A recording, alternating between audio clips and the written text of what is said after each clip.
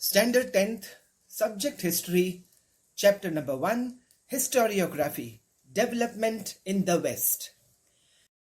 Before moving on to the next paragraph, I want all of you to go to this image which is shown on page number 2, the earliest inscription in the Louvre Museum. The above picture shows a fragment of the earliest inscription. A forward marching file of soldiers holding shields and spears is seen here. The general is in the front. If you have a look at the inscription, there is a general in front and he is followed by the soldiers. The tradition of recording historical event can be traced back to Sumer civilization in Mesopotamia. Names of Sumerian kings and the stories of battles fought by them have been preserved in various inscriptions. The photo that we have here above is the earliest inscription which dates back to 4500 BCE. BCE means before the Common Era, before the birth of Christ. It records a battle fought between two kingdoms. It is now displayed at the Louvre Museum in France. Now we move on to the paragraph on modern historiography. Four main characteristics of modern historiography are: its method is based on scientific principles. It begins with the formation of relevant questions. We start modern historiography by asking questions. These questions are anthropocentric. What does anthropocentric mean? It means that these questions are about the deeds of the members, the work done by the members of ancient human societies of a particular period. History does not suggest any interrelation between the divine and human deeds. Divine means done by God. So history does not suggest any relation between these two. Answers to these questions are supported by reliable evidence. In the third step, the third characteristic of modern historiography is to support these questions by reliable evidence. Reliable means which we can trust, which we can rely on. History presents a graph of mankind's journey with the help of past human deeds. It is said that the modern historiography with above characteristics has its root in the ancient Greek historical writings. Greek historical writings were the first to follow these four characteristics while mentioning modern historiography. History is originally a Greek term. Herodotus, the Greek historian of the 5th century BCE, used it for the first time for his book, which was named The Histories. Now, how did this scientific perspective develop in Europe and historiography? That we will talk about.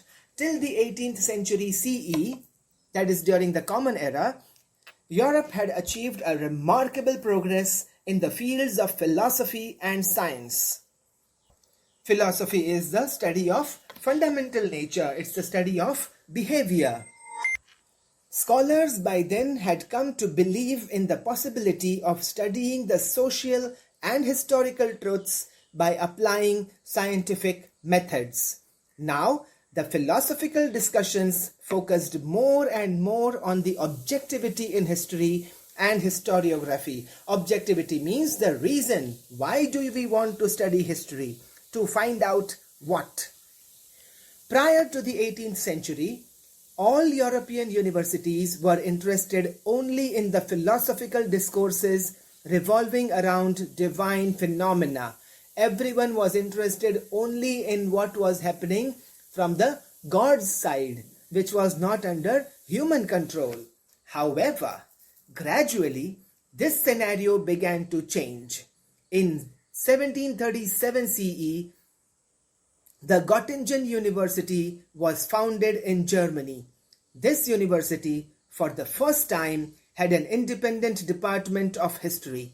Later, other German universities also became centers of historical studies. Now, every university included a study on history.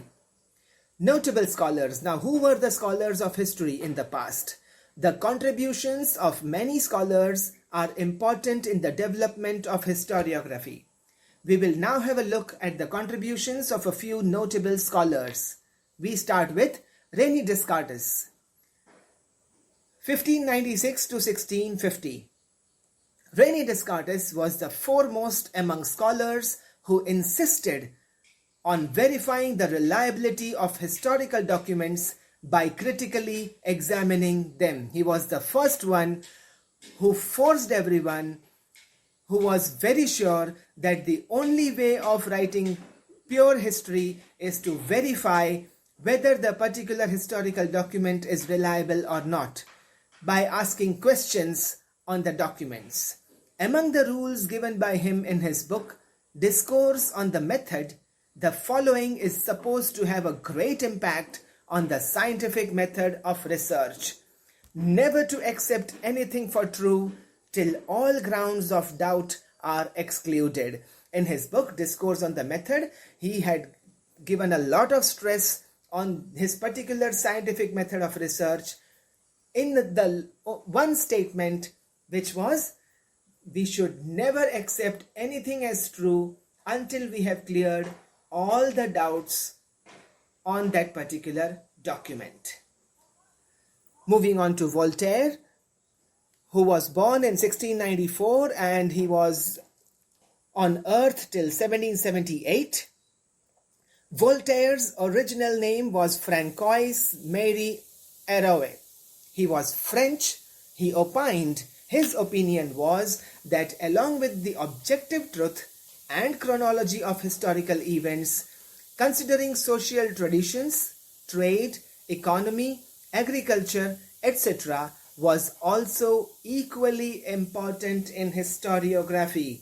Not only the objective truth and not only when that event had taken place, it was also important that while writing history or while studying history, we take into consideration the social traditions in that particular place, the trade, the businesses that go on in that particular place.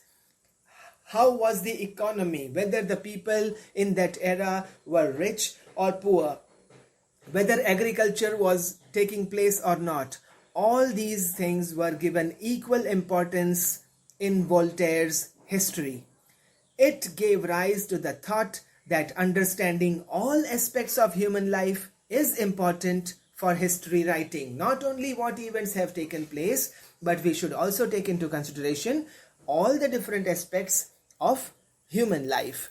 Thus, it is said that Voltaire was the founder of modern historiography. In today's times, in modern historiography, all these things are given importance.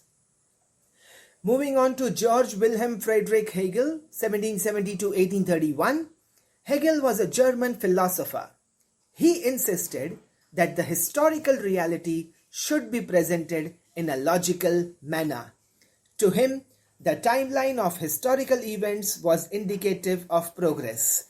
He also thought that the presentation of history is bound to change over time as new evidence would come forth. As time passes, new evidence keeps on coming and hence the history keeps on changing. So it is logical that we take into consideration all these changes and include in history writing. With Hegel's philosophy, many scholars were convinced that historical methods were not of lesser quality, though they differed from scientific methods. Means whatever was written before, it was not of a lesser quality, but they were not according to scientific methods. The collection of his lectures and articles of Hegel is published in a book which is called Encyclopedia of Philosophical Sciences. His book, Reason in History, is well known. It is very popular. We also need to know that according to Hegel, grasping the meaning of any event happens in terms of two direct opposites. Human mind cannot understand the true nature of that event without understanding the opposites. Now, we are going through an example. True, false, good, bad, etc. In order to understand the true nature of a thing, one needs to know both true and false, similarly, good and bad. This method of analysis which is based on opposites, is known as dialectics. In this method, a theory is proposed at the beginning, which is called as thesis, an imaginative theory. Then another theory is proposed, which is opposite to the original theory, which is contrary to the thesis. It is called antithesis, opposite to the thesis. After a thorough logical discussion of both, a new thesis is proposed, which includes the gist of both, the extract of both, the moral of both the stories, the thesis and the antithesis. This process of arriving at the new thesis is called